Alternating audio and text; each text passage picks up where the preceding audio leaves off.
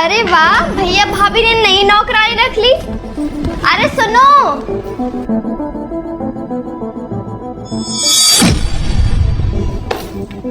माँ, ये तुमने अपनी क्या हालत बना रखी है?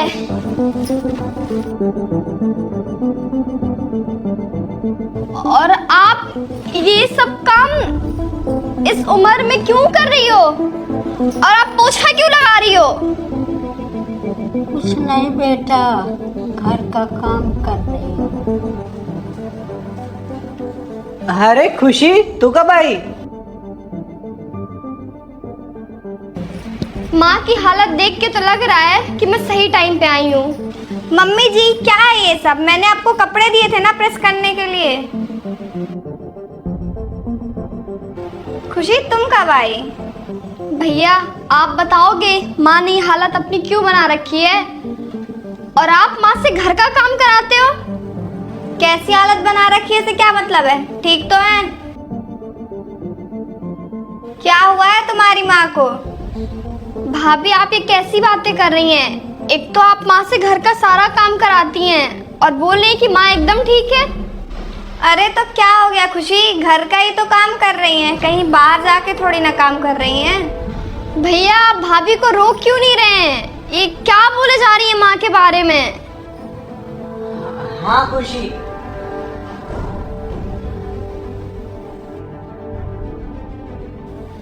अच्छा, अब समझी। आपकी नौकरी जा चुकी है ना? आप इनके टुकड़ों पे पल रहे हो, इसीलिए तो कुछ नहीं बोल रहे। तो क्या हो गया, मेरे टुकड़ों पे पल रहे हैं तो? मेरे पति हैं, अपनी माँ को समझाओ, इन्हें कुछ काम करना तो ढंग से आता नहीं। कपड़े प्रेस करने को बोला था इस बुढ़िया को, हाथ पैर कांपते हैं इसके। मेरे टुकड़ों पे पल रही है तो घर का काम तो करना पड़ेगा। एक नंबर की कामचोर है ये बुढ़िया। जबान संभाल के बात कीजिए भाभी, ये मेरी माँ है और आपकी सास।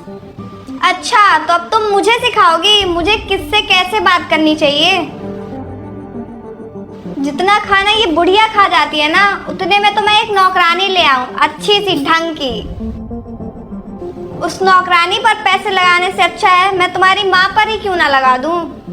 भाभी, मुझे ऐसा क्यों लग रहा है कि आपके माँ बाप चल बसे हैं?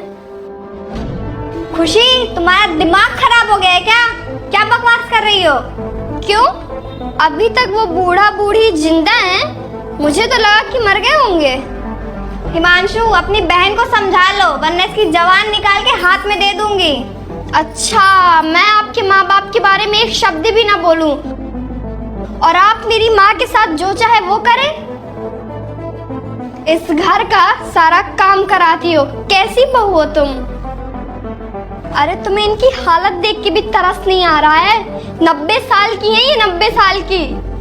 इस उम्र में आप इनसे झाड़ू पोछा बर्तन, यहाँ तक कि अपने कपड़े प्रेस करा रही हो।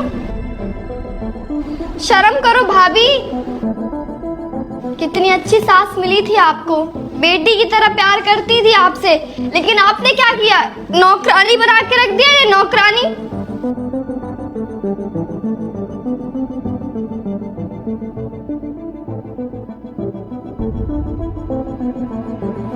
क्यों भैया, आपने बताया नहीं?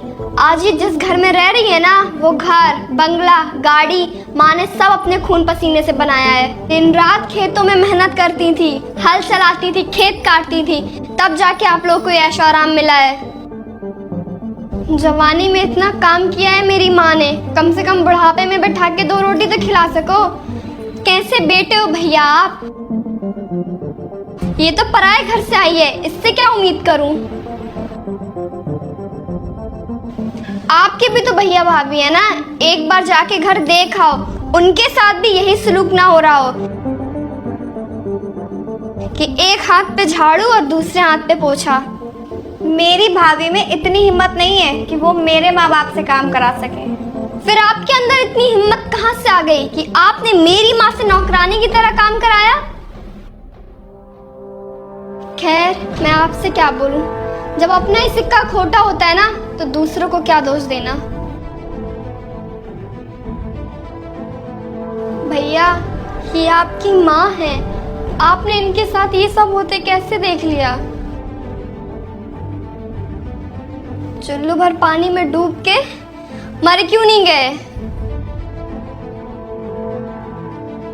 बस अब बहुत हो गया, मैं अपनी माँ को लेके जा रही हूँ। अब मेरी माँ यहाँ एक पल नहीं रुकेगी। और आप दोनों को जो करना था ना, वो आप दोनों कर चुके हो। चलो माँ।